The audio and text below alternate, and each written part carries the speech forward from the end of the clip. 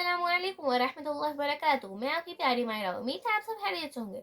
आज जिस उन्वान पर बात होगी उसका नाम है अल्लाह की रहमत से मायूस ना होना।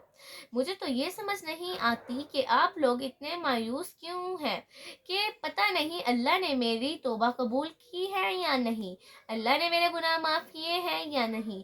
अल्लाह ताला कुरान में फरमाता है, जो मेरा बंदा सच्ची तौबा करके नेक अमाल करना शुरू हो जाता है तो अल्लाह फरमाता है मैं उसका रब हूँ, मैं उसके इन गुनाहों को, इन बुराइयों को नेकियों में तब्दील कर देता हूँ, मैं उनके इन गुनाहों को नेकियों में तब्दील कर देता हूँ। अल्लाह अकबर। हमें और क्या चाहिए। हमें परेशानी लगी हुई है कि पता नहीं हमारे वो गुनाह मिटे हैं या नहीं, जो हमने अनजाने ना अनजाने में किए हैं। अल्लाह कह रहा है कि तुम फिक्र ना करो, मैं तुम्हारे इन गुनाहों को मिटाने के बजाय इन गुनाहों को ने तुम्हारी नेकियों में बदल दूंगा।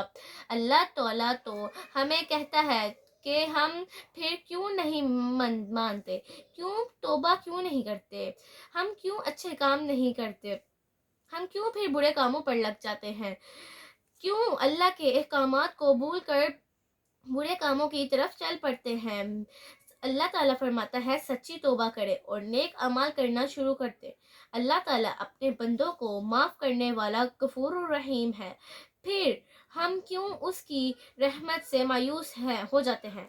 हमें इस ज़ात का पूरा भरोसा रखना चाहिए और ना उम्मीद नहीं होना चाहिए। वो अपने बंदों को कभी मायूस नहीं करता। ज़ाकल्लाह। उम्मीद है आपको मेरा व्लॉग बहुत अच्छा लगा होगा। अगर अच्छा लगा होगा तो लाइक कीजिए, सब्सक्राइब कीजिए एंड बेल आइकन के बटन को दबाना ना भूलिएगा। तब तक के लिए मुझे अपनी दुआओं में याद रखिएगा। मैं अपने नेक्स्ट व्लॉग में, तब तक के लिए अल्लाह हाफिज़।